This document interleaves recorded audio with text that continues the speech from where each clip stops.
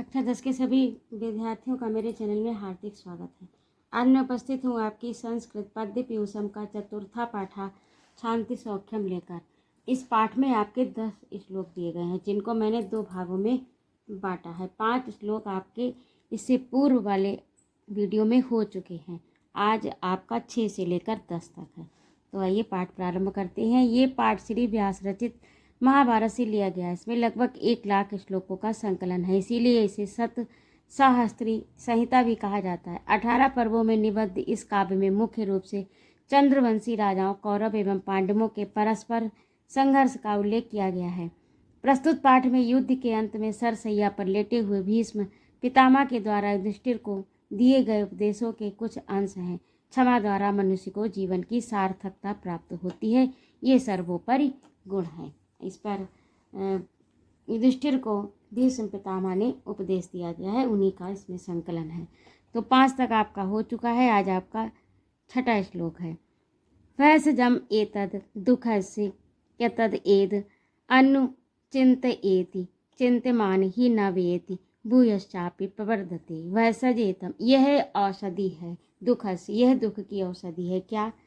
यत एतद अनुचिंतित, इसका चिंतन नहीं करना चाहिए। ये दुख की औषधि है कि दुख का चिंतन नहीं करना चाहिए। चिंतमान ही, चिंतन करने से ही ना बेयति, वह कम नहीं होती, क्योंकि यह चिंतन करने से कम नहीं होती, क्योंकि ना बेयत कम नहीं होती। चिंतमान, चिंतन करने से भूयश्चापि प्रवर्धते, बल्कि और अधिक बढ़ती है। एक बार फिर देखिए कि यह दुख की औषधि है। वैसज माने होता है औषधि। वैसजम एतद, यह दुख की औषधि है। दुख है, दुख धनस यानी दुख की औषधि है। क्या? यद एतद अनुचिंतित, यद एतद ना अनुचिंतित, इसका चिंतन नहीं करना चाहिए, क्योंकि यह चिंतन करने से, चिंता करने से बढ़ती है। और भूयश्चापि प्रवर्धते, ये कम नहीं होती चिंता करने से, बल्कि बढ़ती है। सर्वे क्षयांता नित्या पतनांता समुच्चया संयोगा विप्रयोगांता मरणांतम ही जीवितम। सर्वे क्षयांता, सबका क्षय है। नित्या, जो संग्रह किया गया है, जिसका संकलन किया गया है, वो निश्चित रूप से नष्ट होगा। उसका अंत नष्ट होने पे है, यानी संकलन की गई वस्तुओं का अंत नष्ट होने में है। पतनांता समुच्चया, और जो ऊंचाइयां हैं उनका अंत पतन से है। जितनी भी ऊंचाइयां हैं उनका अंत पतन से है। संयोगा विप्रयोगांता, और संयोग का अंत वियोग से है। जहाँ पर संयोग है वहाँ पर वियोग अवश्य होगा। मरणांतम ही जीवितम, और मृत्यु जो है वो जीवन का अंत है, यानी जहाँ पर जीवन है वहाँ पर मृत्यु है। जो भी वस्तुएं संकलित की गई हैं, संचय की गई हैं, उनका निश्चित रूप से क्षय होना निश्चित है। उनका निश्चित रूप से वो क्षय होंगी ही। और जो ऊंचाइयां हैं उनका पतन निश्चित रूप से होगा। जहाँ पर संयोग है वहाँ पर वियोग, जहाँ पर वियोग है वहाँ पर संयोग है। यही भारतीय दर्शन है। मरणांतम ही जीवितम, और जहाँ पर जीवन है वहाँ पर मृत्यु है। यह विश्व की सच्चाई है। दमा क्षमा धृतिस्तेजा संतोषः सत्यवादिता, यानी दम इंद्रियों का दमन, क्षमा यानी सहनशीलता, धृति यानी धैर्य, तेज और संतोष यानी संतुष्टि, सत्यवादिता सत्य बोलना, ह्री अहिंसा यानी ह्री का अर्थ होता है ह्री लज्जा, अहिंसा यानी अहिंसक होना, किसी की हिंसा न करना, अव्यसनिता यानी शरीर में किसी प्रकार का व्यसन ना होना, यानी दुर्गुणों से रहित होना, व्यसनों से रहित होना।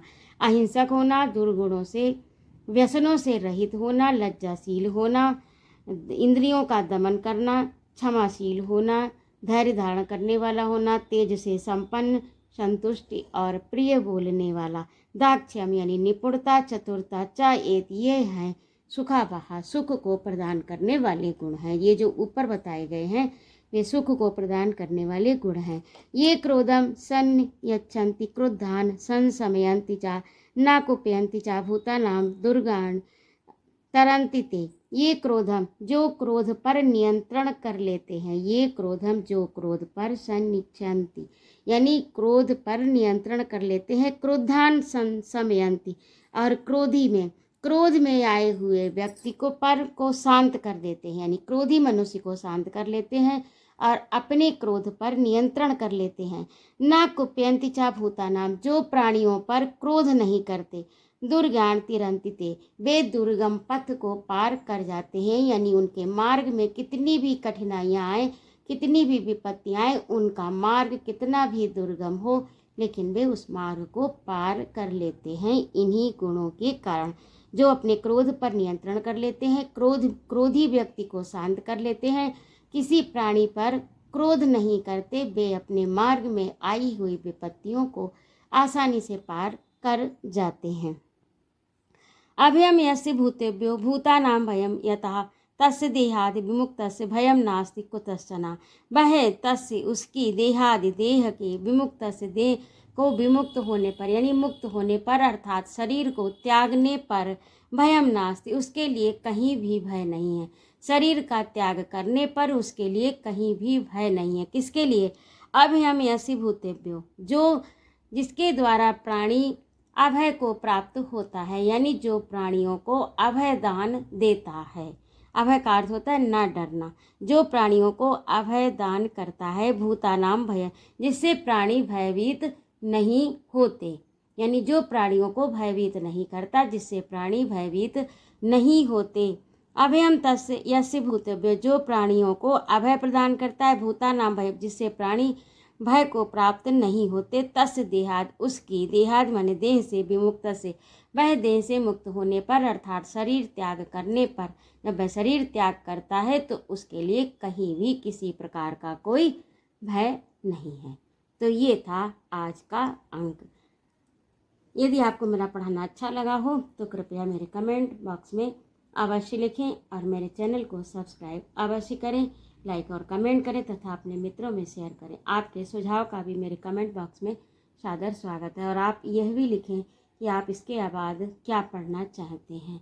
कृपया अपने सुझाव हमें अवश्य लिखें और जो भी मेरे वीडियो में आपको कमी दिखाई दे रही हो उसको भी इंगित करें, उस पर अवश्य कमेंट करें। और जो अच्छाई दिखाई रही हो उस पर भी, जो अच्छाई दिखाई देती हो, जो अच्छा लगता हो वह भी लिखें, जो कमी दिखाई दे रही हो वह भी लिखें। आज के लिए इतना ही। स्वस्थ रहिए, आनंद रहिए, खूब ज्ञानार्जन करिए। जय माँ भारती।